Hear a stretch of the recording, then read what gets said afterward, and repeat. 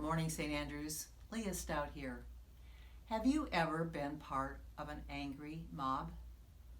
I never have, but we've certainly watched a lot of them on TV this last year. The worst, of course, being at the Capitol on January the 4th. Let's take a look at the mob that was there that fateful morning when Jesus was on trial before Pilate.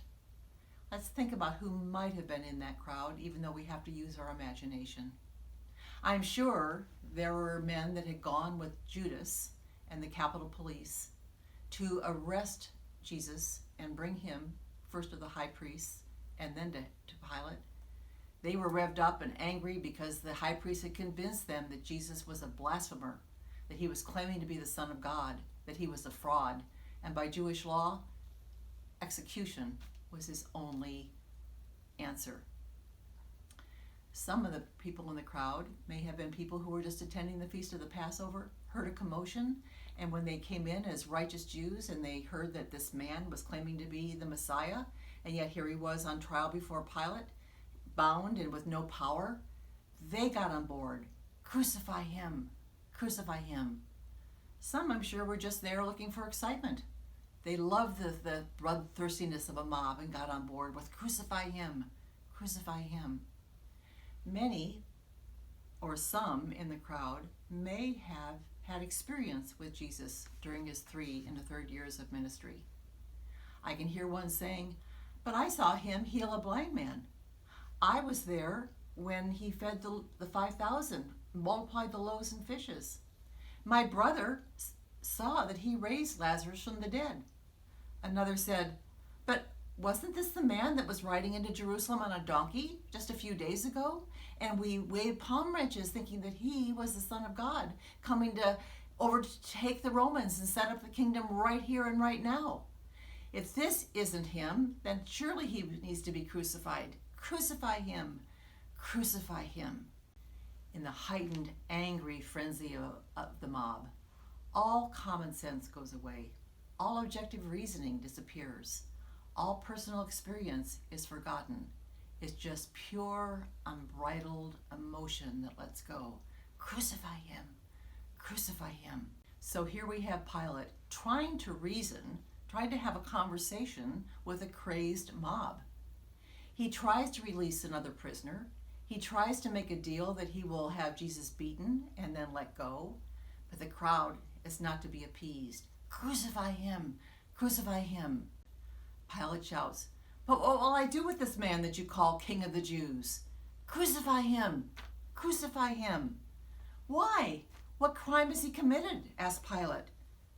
And of course, all truth and all logic have been forgotten. The only response, crucify him, crucify him.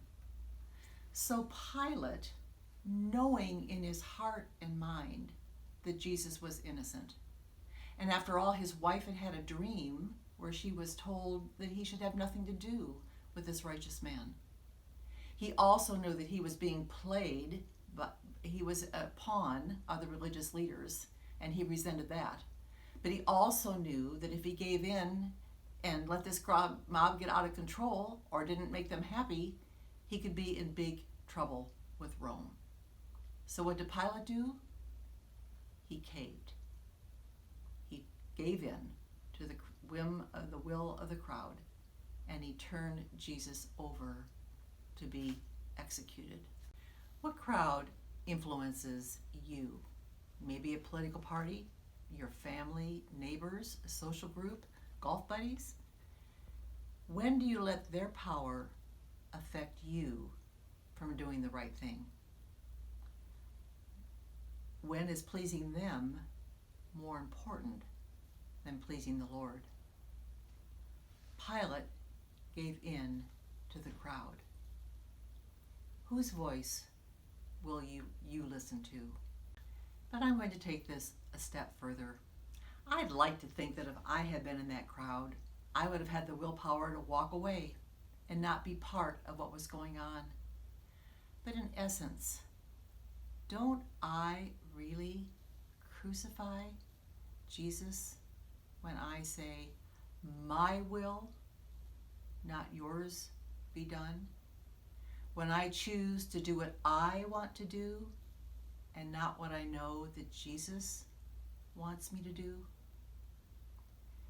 The scriptures tell me to deny myself, pick up my cross, and follow him. Whose voice do I want to listen to? Will you join me in prayer? Jesus, we often consciously or unconsciously crucify you every day when we scorn you and choose our own self-serving desires. Forgive us our sin, Lord. Help us to deny ourselves, take up our cross, and follow you. May your voice be the only one we listen to. Because of Jesus, we can pray. Amen. Have a good day, St. Andrews.